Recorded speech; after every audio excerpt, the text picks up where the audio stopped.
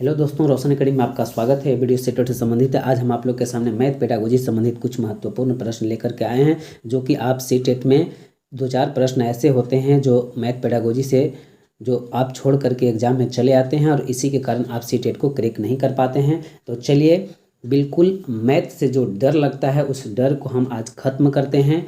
तो आप इस वीडियो को अंत तक बने रहें, तब जाकर के आपका ये मैथ से जो पेडागोजी पूछे जाते हैं उससे आपका डर खत्म होगा। तो चलिए आज बात करते हैं बेन हिले के ज्यामितीय विचार से संबंधित।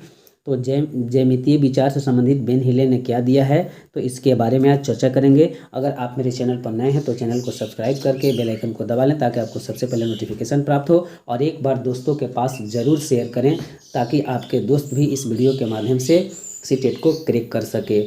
अगर मेरे व्हाट्सअप और टेलीग्राम से जुड़ना चाहते हैं तो आपको डिस्क्रिप्शन बॉक्स में लिंक दिया हुआ है, आप वहां से जाकर के जुड़ सकते हैं। तो चलिए, बिना समय गवाते हुए आपको हम बात करते हैं बेन हिले ज्यामितीय विचार पे। तो चलिए, हम सबसे पहले बात करते हैं चाक्षुषीकरण विजुअलाइजेशन लेवल 0 के अंतर्गत। इसके अंतर्गत क्या कहा जाता है बेन हिले के द्वारा, तो आप लोग यहाँ पर देख सकते हैं। यहाँ इधर देखेंगे, विजुअलाइजेशन 0 लेवल में कह रहा है कि इस स्तर पर बालक ज्यामितीय आकृतियों को उनके लिखावट या भुजाओं के आधार पर वर्णित और वर्गीकृत कर लेते हैं। ठीक है, लिखावट ज्यामितीय को क्या करता है बालक, ज्यामितीय को आकृति और उनके लिखावट या भुजा के आधार पर वर्णित और वर्गीकृत बच्चे कर लेते हैं। जैसे मान के चलिए कि कोई त्रिभुज है या समद्विबाहु त्रिभुज है, या कोई भी त्रिभुज जो हो आप बच्चे के सामने रख दे, दोनों को क्या कर लेता है, आकृतियों को देख करके वर्गीकृत या वर्णित कर लेता है। तो जैसे मैं मान के चलिए कि हम बच्चे के सामने समद्विबाहु त्रिभुज रख दिए, तो बच्चा बता देगा कि यह समद्विबाहु त्रिभुज है। दूसरे तरफ हम रख दिए समकोण त्रिभुज, तो बच्चा बता देगा कि यह समद्विबाहु और एक इधर समकोण त्रिभुज है। इसके बाद अधिक कोण भी त्रिभुज रख देंगे तो वो भी बच्चा बता देता है, यानी वर्णित और वर्गीकृत कर लेता है कि यह समद्विबाहु त्रिभुज है, एक समकोण त्रिभुज है, तो यह अधिक कोण त्रिभुज है या आयत है। तो इस तरह से बच्चा क्या करता है, वर्णित या वर्गीकृत कर लेता है। यही इसमें पूछा जाता है। तो यह किस स्तर पर होता है, यह होता है लेवल 0 में। तो इसका विजुअलाइजेशन बोलते हैं, जिसको हम चाक्षुषीकरण बोलते हैं। चलिए दूसरे तरफ देखते हैं कि दूसरे तरफ क्या है। विश्लेषण में देखेंगे, जिसको हम अंग्रेजी में एनालिसिस बोलते हैं। तो लेवल 1 होता है विश्लेषण। क्या होता है, लेवल 1। तो यहाँ पर देखते हैं कि इसमें क्या कह रहा है। दोस्तों आप लोग कंटिन्यू बने रहें, आप इस वीडियो को और आगे मज़ा आने वाला है, तो आप लोग इस वीडियो को लास्ट तक देखें। यहाँ पर कह रहा है कि इस स्तर पर बालक ज्यामितीय आकृतियों को उनके गुणों के आधार पर वर्णित कर लेता है तथा उसका चित्र भी बना लेता है।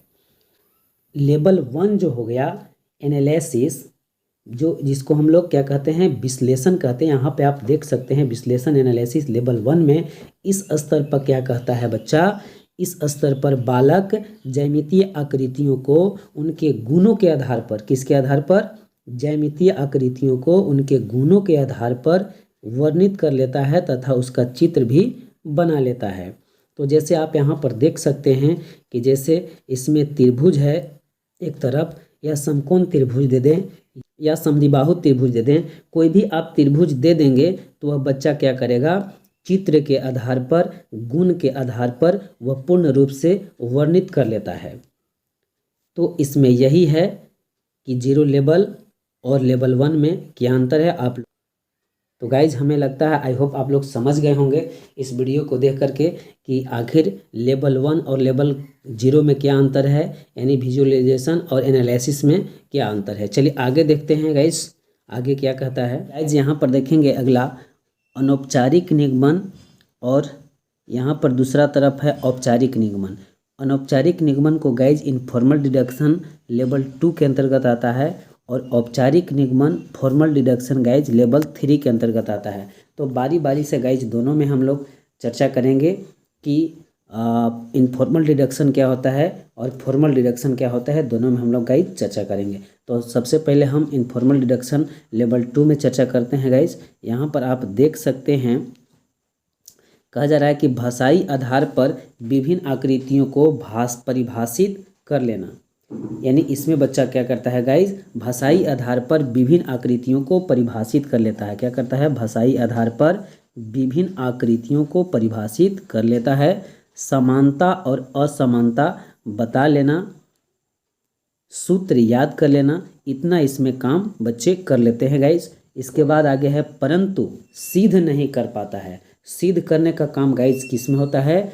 तो उच्च प्राथमिक स्तर में होता है। उच्च प्राथमिक स्तर के अंतर्गत जो भी बच्चे आते हैं उसके अंतर्गत सिद्ध करने का कार्य करते हैं। तो सिद्ध करने का कौशल किस में विकसित होता है गाइज? उच्च प्राथमिक स्तर पर विकसित होता है। तो चलिए गाइज आगे देखते हैं। यहाँ पर औपचारिक निगमन में क्या है, जिसको हम लोग फॉर्मल डिडक्शन कहते हैं गाइज, जिसको हम लोग लेवल 3 के नाम से जानते हैं। तो यहाँ पर गाइज देखेंगे, इसमें तर्कपूर्ण तरीके से बालक विभिन्न आकृतियों के परिभाषाओं का निर्माण स्वयं से कर लेता है, परिमेय और उपरिमेय में संबंध बना लेता है तथा उन्हें सिद्ध भी कर लेता है। तो गाइज इसमें इतना ध्यान रखेंगे कि इसमें बच्चा क्या करता है, तर्कपूर्ण तरीके से बालक विभिन्न आकृतियों को परिभाषाओं तथा निर्माण स्वयं से कर लेता है।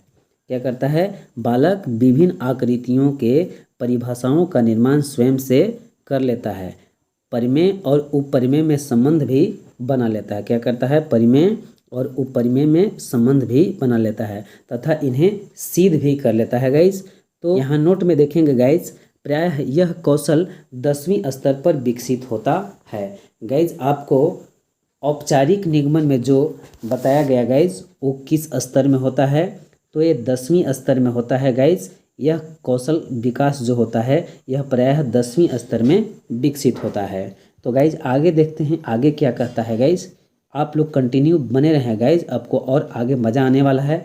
तो आपको इससे 3 प्रश्न जो भी पूछे जाएंगे, आपका एक भी प्रश्न नहीं छूटेगा गाइज। आप लोग इसको अच्छे तरह से देख लें। यहाँ पर तो गाइज यहाँ पर देखेंगे आगे द्रुनता को हम रीगर बोलते हैं।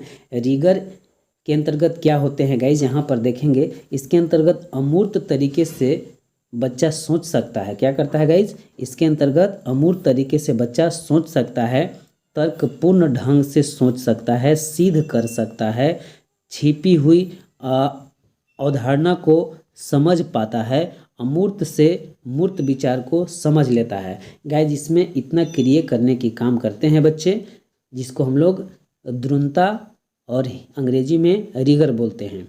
इसमें क्या करते हैं बच्चे? अमूर्त तरीके से सोच सकता है, तर्कपूर्ण ढंग से सोच सकता है, सिद्ध भी कर सकता है, छिपी हुई अवधारणा को भी समझ सकता है, अमूर्त से मूर्त विचार को भी समझ लेता है गाइज। तो आई होप आप लोग समझ गए होंगे गाइज। तो चलिए आगे इस पे कुछ हम ऑब्जेक्टिव प्रश्न कर लेते हैं ताकि इससे रिलेटेड हो गाइज, आपको और बिल्कुल कॉन्फिडेंस के साथ समझ में आ जाएगा गाइज। तो आप यहाँ पर देख